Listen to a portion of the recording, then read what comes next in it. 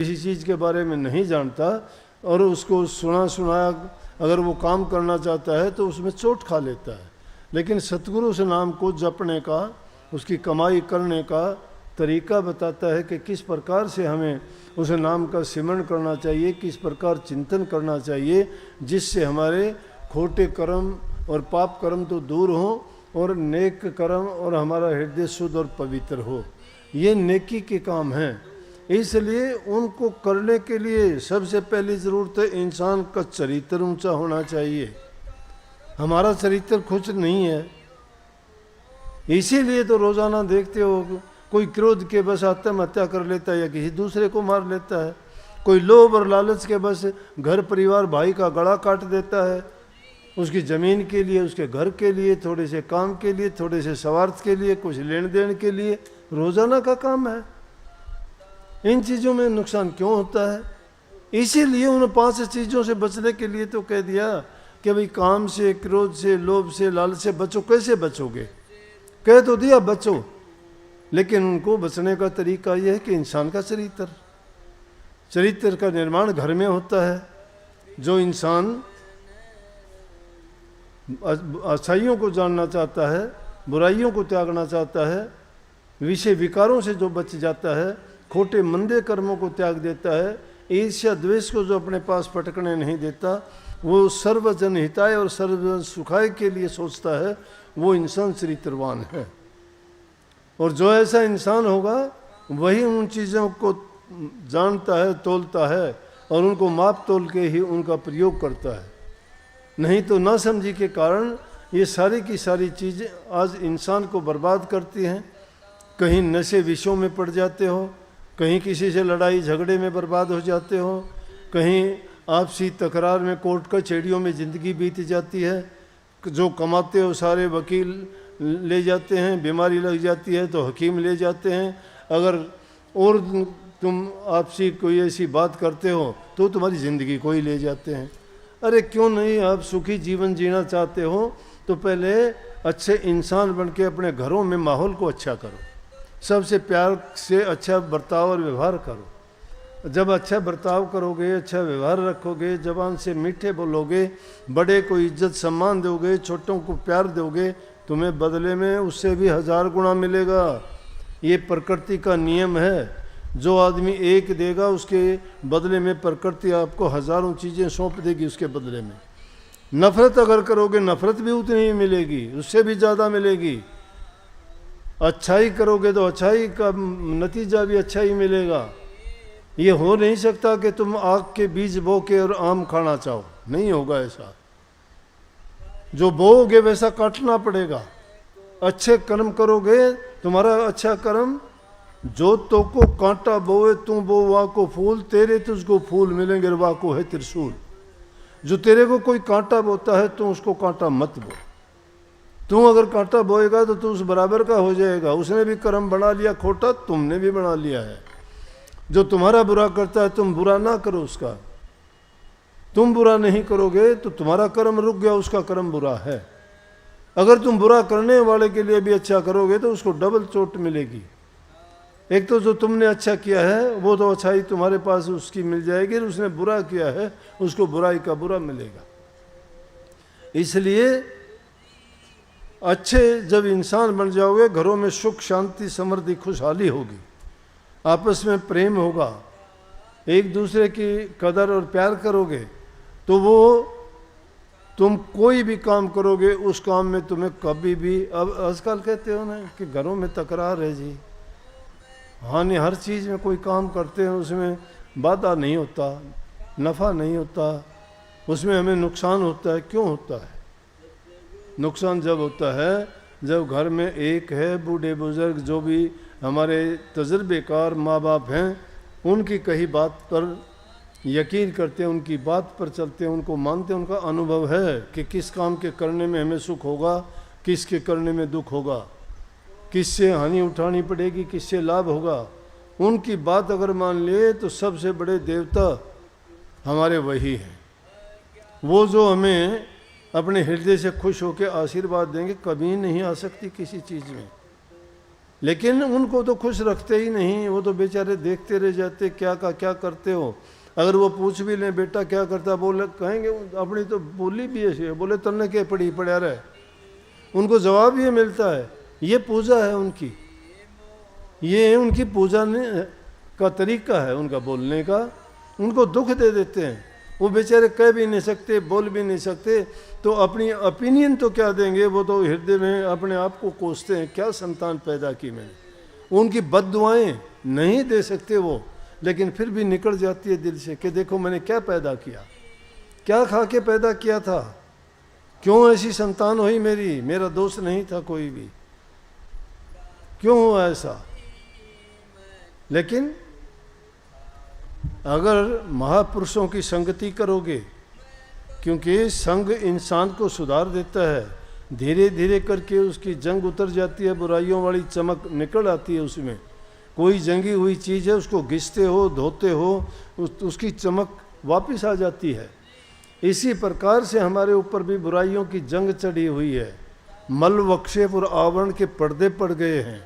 मल वक्षेप और आवरण के पर्दों को उतारने के लिए संतों की संगति, उनको उपदेश को मानना और उनके कहे हुए नाम भक्ति का सुमरण करना, कमाई करना ही हमारे जीवन को सुधार सकता है, बना सकता है। कोई ये नहीं सोचना कि अब मुझे क्या करना है, मेरा क्या हुआ, नहीं, ये तो नादानी की बात है, मूर्खता की बात है, दुर्बल विचारों वाले इंसानों की बात है। अपने आप को इतना ऐसा है, इतना निर्बल मत बनाओ। इंसान में वो ताकत है जो किसी जीव में नहीं है, 84 लाख योनि में। जो इंसान करना चाहता है वो सब कुछ कर सकता है। जो किसी इंसान ने कर दिया वो हम भी कर सकते हैं, लेकिन हम क्यों नहीं कर पाते कि हम अपनी शक्ति को ही नहीं जानते हैं, हम अपनी ताकत को नहीं जानते। हमें क्या ताकत है। हनुमान जी भी अपनी ताकत को कब जानते थे, जब सेतु बनने लगा। तो उस सेतु बनने से पहले माता सीता की खोज के लिए जब सब इकट्ठे हुए करने लगे कि माता सीता की खोज कौन करके लाएगा, कि लंका तो बहुत दूर है, 400 योजन का समुद्र कौन लागेगा। सभी ने इनकार कर दिया। दूसरों ने कहा हनुमान जी आप ऐसा कर सकते हो। बोले मैं भी ऐसा नहीं कर सकता। बोला आप ऐसा कर सकते हो हनुमान जी, बचपन में आपने सूर्य को निगल लिया था, आप में तो वो शक्ति है, आप तो इससे काफ़ी लंबे चौड़े समुद्रों को लांघ सकते हो। और देखते ही देखते कहने लगे अच्छा है। उनकी ताकत को जगाया। ये सत्संग, ये शुद्ध विचार, ये संतों की वाणी और उपदेश आपके उन दुर्बल विचारों को ताकत देने के लिए हैं। तो उन्हीं हनुमान जी ने उनकी बात को सुन के 400 योजन के समुद्र को लांघ के लंका में पहुंच गए। हम में भी वो शक्ति है, लेकिन हम अपनी शक्ति को भूले हुए हैं। इसीलिए कि संतों के दरबार में जाइए बारंबार, भूली वस्तु लखा दें सतगुरु हैं दातार। वो भूली हुई वस्तु क्या है, दो हैं। एक तो हम यही भूल गए हमें करना क्या था, और दूसरा हम ये भूल गए हैं कि प्रभु का जो एहसान था वो हम उतारना ही नहीं चाहते। हमें करनी प्रभु की भक्ति चाहिए थी। इसलिए जब हमारे विचार शुद्ध होंगे, नेक इंसान बन जाएंगे, तो हम हर चीज़ को समझ जाएंगे। जो इंसान अच्छा बन जाता है, शुद्ध और पवित्र हो जाता है, उसकी कोई चीज़ ले लेता है, परवाह नहीं करता। वो कहता है क्या कि ले लिया, चलो उसको ज़रूरत थी। भाई महापुरुषों से सीखो। एक बार एक महापुरुष ने भंडारा लगाने के लिए लोग सेवक आते, लोग कोई चीनी दे के गया, कोई चावल दे के गया, कोई घी दे के गया, सामान इकट्ठा कर दिया। अब संत महात्मा तो जंगलों में रहते थे, अपनी कुटिया में बैठे थे, वहाँ बड़ा सामान जब जमा हो गया, डाकू आए, डाकू उठा के ले गए। देखते रहे, कहने लगे कि महात्मा जी आपने उनको बोला नहीं ना, आपको कोई पश्चाताप है इस चीज़ का कि आपने किस तरह से इकट्ठा किया था और वो ले गए। बोला कि भाई मैं क्यों करूं, मैं भी तो यही करता, भंडारा बना के लोगों को ही जिमाता, वो लेंगे वो भी जिम लेंगे और किसी को भी जिमा देंगे। ऐसी भावनाएं इंसान की बदल जाती हैं। बात वैसी की वैसी थी, कोई फर्क नहीं था। अगर वो हाय तौबा करता तो क्या मिल जाता, वो तो गया था। लेकिन क्योंकि उनमें वो भावना आ गई कि उनको ये परवाह ही नहीं है कि कौन क्या ले जाता है, कौन ले जाता है, क्यों कर्म करता है। कोई करता है वो अपना आप करेगा भरेगा, तो उसके ऊपर बात छोड़ दी। इसलिए हमारे अंदर भी ये भावना हो जानी चाहिए। एक संतोषी आदमी कहता है ना, संतोषी आदमी पास में बैठा है और उन दोनों को, दो आदमी हैं, दो दो रोटी मिली है, तो संतोषी आदमी तो कहेगा, लालची आदमी कहेगा दो तो कम है, संतोषी कहेगा एक और ले ले मेरे से। वो एक में गुजारा कर लेना चाहेगा, लेकिन उसको अपनी भी देख के उसको शांति देना चाहेगा। संतोष गोधन, गज धन, बाजी धन और रतन धन खान, जब आवे संतोष धन सब धन धूल समान। जब इंसान के दिल में संतोष आ जाता है, सब्र आ जाता है, सब्र और संतोष जब आ जाता है तो शील स्वभाव हो जाता है। वो सारा दे के भी खुश होता है कि मैंने आज किसी का हित कर दिया, मैंने प्राण बचा दिए। तो उसी तरह से उस हाजी ने उस कुत्ते की सेवा की, और कुत्ते की इतनी सेवा की कि जब तक वो आए 1-1.5 महीने में कुत्ते को बिल्कुल बढ़िया बना दिया। जब उसको उन्हें आके देखा तो कुत्ते के साथ वहीं उस पेड़ के नीचे मिला। बोले अरे क्या लिया तुमने, हम सब हज करके आगे हाजी हो गए, लेकिन तू अपना खामखा टाइम बर्बाद किया। बोला भाई क्या करूं, मुझे देखा नहीं गया, मेरे दिल में दया थी, कुत्ता बेचारा बहुत दुखे। बोला देखा था हमने भी, बदबू मारती थी, कोई हाथ भी नहीं लगाता, इसको तो पास में भी नहीं बैठना देते थे, और तूने इसका योग किया। क्योंकि 2-2, 3-3 दिन रुक जाते थे थके हुए लोग। जब वहाँ 1-2 दिन रुके तो रात को आकाशवाणी हुई। वो बोले कि हमारी तो सबकी हज कबूल होगी। रात को फिर सपना आया और आवाज़ हुई आकाशवाणी, बोला कि इन लोगों में से जो यहाँ हैं इनमें से तो एक की हज कबूल हुई है, बाकी किसी की हज कबूल नहीं हुई। खुदा के दरबार में किसी की हज मानी नहीं गई, एक ही इंसान की हज मानी गई। बोला वो कौन? बोला जो इंसान नहीं गया था, यहाँ रहा था। बोले ये कोई न्याय थोड़ा है। बोला कि जो इंसान किसी के प्रति दया भाव नहीं रखता, सच्चा जो ज्ञान नहीं जानता और जो सत्य को नहीं पहचानता, प्रभु इस प्रकार की परीक्षाएं लेता है। तुम्हारा हज झूठा था, ढकोसला था, तुम उसको मान बढ़ाई के लिए करते थे, लेकिन ये सच्चे हृदय से करना चाहता था। और उसने वहाँ हज पे जाके धक्के खाने की बजाय यहाँ एक जीव की सेवा की, उसको सुख पहुँचाया, वो भी प्रभु का बनाया हुआ है। इसलिए सिर्फ जो हज कबूल हुई वो इसकी सच्ची हज है, तुम्हारी किसी की भी नहीं हुई। सत्य जहाँ होती है और सत्य की जीत होती है, सत्य की पूजा करनी चाहिए। वो घर में बैठ के कर सकते हो, ज़रूरी नहीं कि तुम मेरे पास आओ या किसी और के पास जाओ या मंदिर मस्जिद गुरुद्वारों में जल चढ़ाओ या वहाँ जाके प्रसाद चढ़ाओ, दीप जलाओ या लत्ते कपड़े चढ़ाओ, मुकुट पहनाओ। अच्छी बात है, मैं ये नहीं कहता ना करो, मैं कहता हूँ श्रद्धा है सब कुछ करो, तुम्हारे दिल में आता है, तुम्हें जो चीज़ शांति देती है करो। लेकिन अगर ये चाहते हो कि वो चीज़ें तुम्हें वो चीज़ नहीं दे पाएंगी जो नाम देगा, नाम तुम्हें मुक्ति देगा, इस संसार के दुखों से छुटा देगा, इस आवागमन के चक्कर से बचा देगा।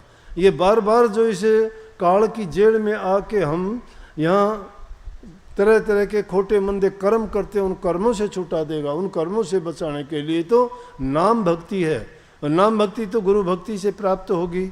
अब गुरु भक्ति क्या है? गुरु की आज्ञा का पालन करना, उसके लिए गुरुमुख बनना पड़ेगा। गुरुमुख सुखिया, मनमुख दुखिया। गुरुमुख जो है वो सुखी है, क्योंकि उसको शांति है, हर चीज़ में संतोष है, उसको हर चीज़ में सब्र है उसको। वो लालची नहीं, स्वार्थी नहीं, क्रोधी नहीं, अहंकारी नहीं है। और जो मनमुख होगा वो कामी होगा, क्रोधी होगा, लालची होगा, स्वार्थी होगा। वो अपने स्वार्थ के लिए कुछ भी कर गुजरेगा, कोई मायने नहीं रखते उसके लिए। ना उसका कोई गुरु है, ना पीर है, ना भाई है, ना बंधु है, ना माता है, ना पिता है। उसके लिए उसका लालच और स्वार्थ आगे रहेगा। हर चीज़ में वो सोचेगा कि किसी न किसी मेरा लालच कैसे पूरा हो। वो भक्ति को नहीं जानता। अरे भक्तों को गुरु मिल जाए, गुरु दिख जाए, वो तो सब कुछ अपना कुर्बान कर देगा। क्यों? जानता है। इसीलिए कबीर साहब ने कितनी सुंदर वाणी हुई, गुरु ने भूल गया क्यों भाई, तेरी दुर्मति दूर भाई, गुरु ने क्यों भूला मेरे भाई। गुरु को भूल जाते हैं। गुरु नाम ज्ञान का है। गुरु तो वो चीज़ है जो इंसान को कौवे से हंस बना देता है, उसके खोटे कर्मों को काट के उसको उज्जवल पवित्र बना देता है, उसके खोटे कर्मों खुद अपने आप ऊपर उड़ लेता है। कितने जीवों के उनके लिए गुरु झूठा भी हो जाता है, उनका पाप ओढ़ने के लिए, उनको पाप से बचाने के लिए, उनको बसाने के लिए, उनके जीवन को रखने के लिए। ये मैं और नहीं, अपनी बीती भी निकल जाती है, बताना नहीं चाहता। कितनों के मैंने पाप ओढ़े होंगे, लेकिन वो पाप मुझे शांति देते हैं। किसी इंसान की अगर जान बचती है कोई झूठ बोलने से या किसी का पाप लेने से, उसमें मुझे कोई दोष नहीं है, खुशी है। इसीलिए दूसरे के परहित के लिए मर जाऊं मांगू नहीं, अपने तन के काजर परमार्थ के कारण आवन मोहे लाज। मांगन मरण समान है, मत कोई मांगो भीख, मांगन से मरना भला, ये सतगुरु की सीख।